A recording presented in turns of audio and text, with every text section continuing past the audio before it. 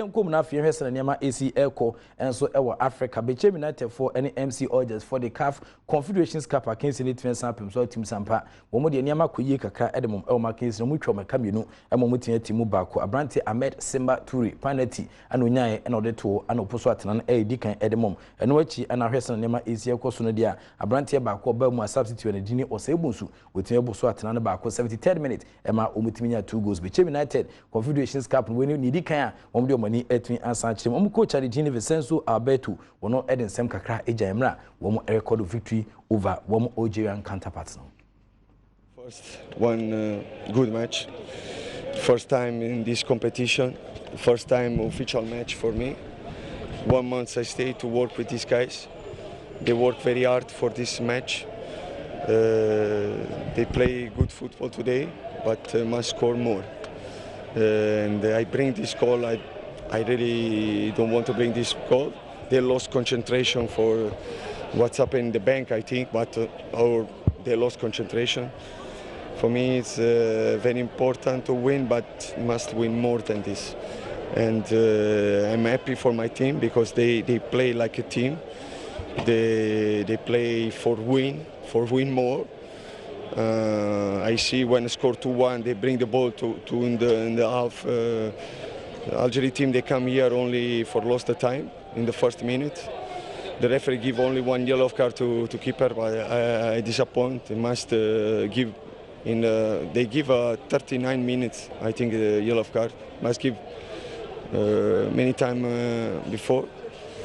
Nothing. I'm happy for the team, but I'm not happy because I must score more.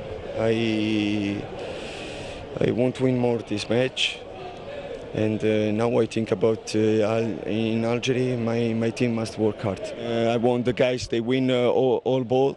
I want the guys they work hard each week.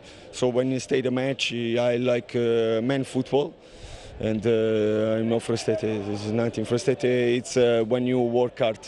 Vincenzo Alberto, coach Pennypa de Bechem United, first time near no sobo Confederations Cup Agokansie kese no. Oso hwemu ni team na Agokansie ne course na ref no ebo ni team no yellow card dadwa ema ekoye senka ya America kakra but when give up ana ode ni 8 century mu opemema football san say ahoden ana ye de ebo e wosa Agokansie kese team to dwanim. Ahmed Simba Turi, the goal getter for Bechem United e wosa Agokansie mu wono ede ne sem kakra enso jae.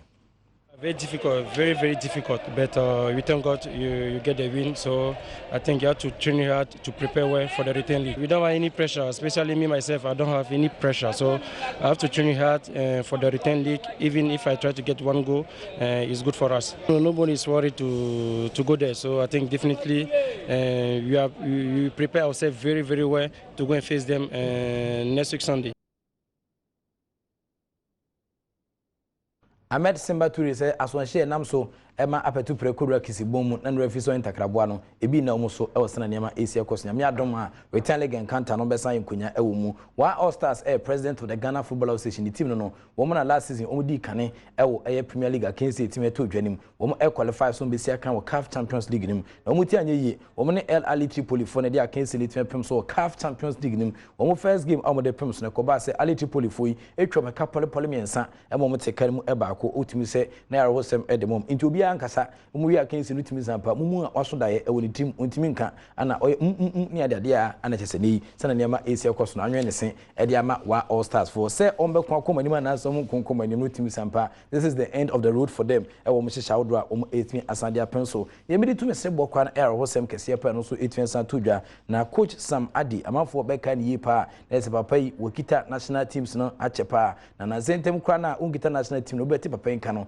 na je se wo no ana ebo adwuma se scout e de ema team no na wokopie mu so e wo team na nke from say West African Football Academy enka ne from Gomu Afete Fanad Academy dia na ono na eten kada eta wo hwetimi so aboa emanyama etimi asanku ya mafo beka ni yipa we ni bronze e de Ghana under 23 team in 1992 Olympic Games Agokansie team san to dwa no na ono ene san guardian e de ni team san chim national under 17 e World Cup Agokansie kese team san ba so 1995 no na papa yi edi makotene panura ye da ye sorry ya yantia sempa coach Anidin ene Sam Adi mpemfo say what the near ban our person and the course or what's my bay I'm a bushman for a job war any zoo case per best bushman for a fisa record the omchi chomore was some the ana queen kuja was my question to Kramasumuja ya mini beat near Pibia Gusi Pie or more anti chomore Yamia Doma and Shishaka which Libyan Bessa Edia by the motion so say coach Sam Adi and papa or what has fuma and Yadia on sa a bit near Canwaira Tesepania ato empoano nyoma western nyama easier kosuna dia odoma kuma wo kitadia enkwantimenje